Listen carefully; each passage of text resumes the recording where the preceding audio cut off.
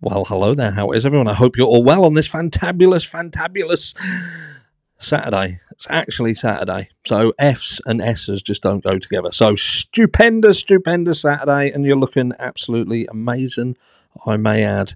And what are we talking about? Because this is video 1 of 2. Now, I am going to be later on talking about Idaho 4, but in a little bit of a different context, just to show my frustration. That might split the room, but in this one we're talking about Riley Strain.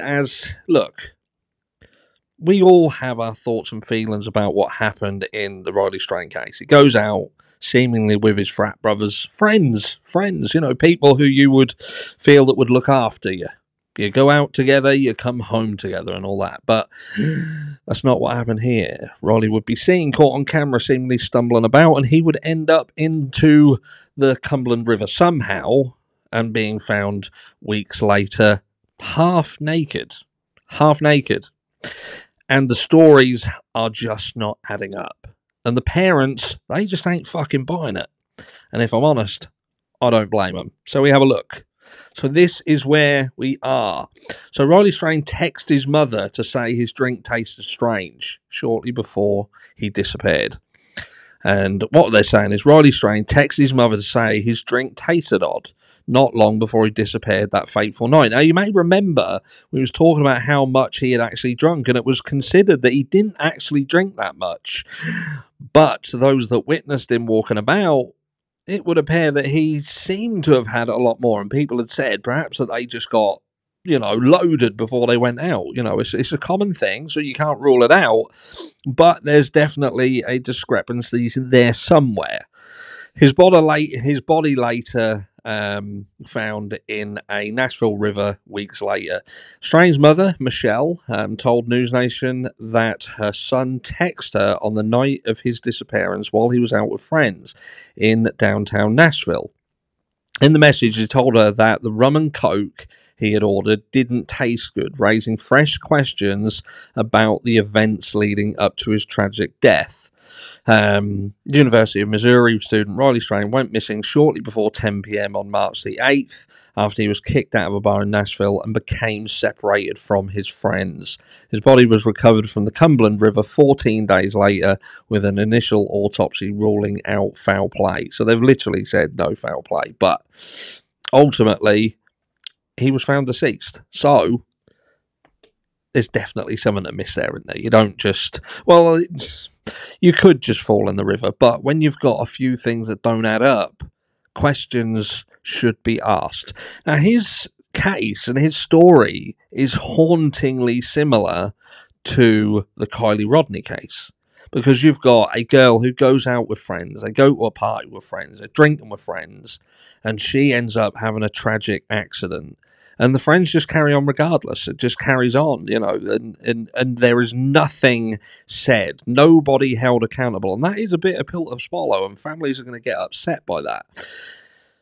And you can appreciate why Riley's family are the same, because he's a young lad who goes out with his friends, and seemingly they carry on. There's been further backlash with respect of the people who he went out with. Seemingly they've shared no footage, no photos, no nothing with the family. They seemingly carried on and went to some formal as well later on. It was as if they weren't really bothered, weren't really concerned about what had happened to their friend. So the question is, I guess, did Riley just succumb to a tragic incident?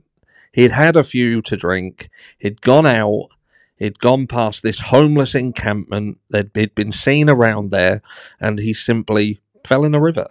Tragic accident. Much like the Nicola Bully situation, perhaps. Just fell in the river and just succumbed to the water like that. It's been said that the homeless encampment is a jungle. It's a jungle, and Riley was also found naked. Half naked. Could someone really fall in the water and their jeans just slip off? I can take boots, they become waterlogged and come off, but could jeans come off? Let's not also forget that, his bank card was found on the water's edge as well. Like someone had pulled stuff out of a wallet and discarded stuff around. Seems odd. Should more questions be asked and should more investigation be done in the Riley Strain case? Or is this just a case where families are upset, they're distraught, and they can't simply admit to the truth? Now, where do I sit with this? Now, normally I sit on the fence, but I must admit, in this situation, I feel that there are indeed avenues that need to be gone down. Why did his drink taste funny? Why is there a discrepancy between seemingly how he seemed to be behaving and how much drink he'd had? And how did he end up in the water and found half naked?